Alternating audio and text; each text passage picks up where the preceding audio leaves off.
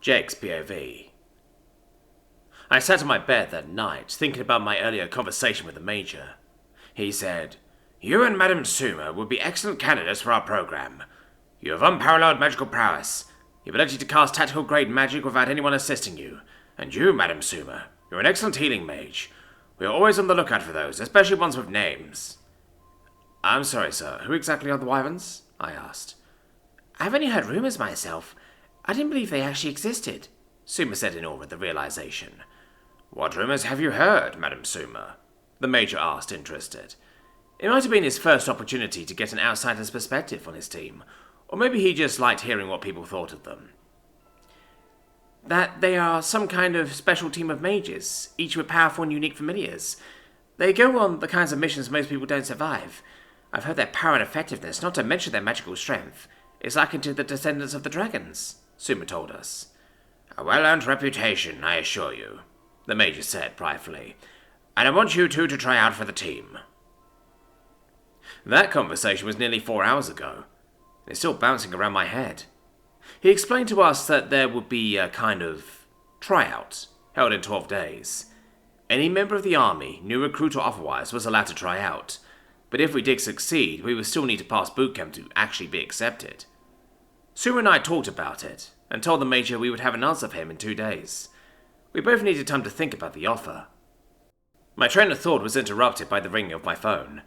My mum started calling me every night now that I'm spending more time on Earth. "Hello?" I answered. "Hey, Jake. I just wanted to call and make sure you were okay. You didn't answer your phone last night and I got worried," Mum said, sounding relieved that I had picked up. "I'm fine, Mum. I couldn't leave Suma's world last night because they got themselves into a pickle and needed someone to help them out. I ended up camping on a mountain because of it last night." I explained the whole series of events to her, only leaving out the part where I got bitten by a giant ant reptile thing and paralyzed. "Well, I'm happy that cave didn't collapse on you or something. They really should have thought their plan through better than that. I thought you said they were trained professionals, Jake," she complained. "Well, trained for healing, not cave exploration," I said. "But they did okay for their first time." Sumas POV. "I laid in my nest under the army-issue tarp that blocked out some of the light from the stupidly bright magical laces running through the floor and ceiling of the underground sleeping area. The conversation Jake and I had with the Major wouldn't leave my thoughts. He wanted us, or more realistically Jake, as part of his Wyverns team. I'm no fool. I know I was only offered because Jake is my familiar, and they can't only offer it to him. But that didn't mean it wasn't going to affect me. I would have to go on missions with Jake, as I'm the only one capable of summoning him. So that means I would end up going on quite dangerous missions to places where I could be killed without even knowing what was happening. I signed up to be a healing mage. I expected to be put into dangerous places, doing dangerous things, but I never once considered I would end up on the front lines." The thought was frightening, but another part of me said something different. A small part of me wanted to go, wanted to be a part of something bigger, wanted to do something that would make a difference in this war. I fell asleep thinking about my feelings, and about how my life would change if I acted on those feelings. Lauricuspala POV. After the Major flew away from the training area with the one called Suma and her Viking, the rest of the cadets finished one by one their combat maneuvers. We were dismissed for a short time so that we could eat, and during my lunch break, the Major approached and made me an offer. He wanted me to join his team, or rather, he wanted me to audition for it. He called them the Wyverns. I had heard of the team before. My father mentioned them on several occasions while in business dealings with other nobles. I had always made it a point to attend those meetings so as to further my understanding of the country and its laws. I accepted the Major's offer without a second thought. I joined the army in order to serve.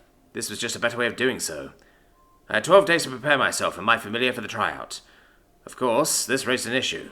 When he pulled Suma and the Viking aside, he most likely offered them a chance to audition as well.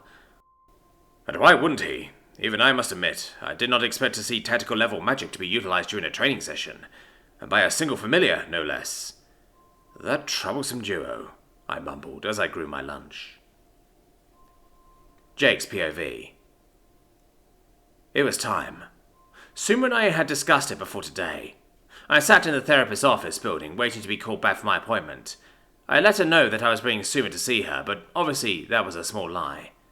Suma was still having issues with what happened that day in the alley, and I figured that the stress from our upcoming decision might be a lot for her to handle. So I talked to her, and she agreed. We will be summoning the doctor to see her. Jake?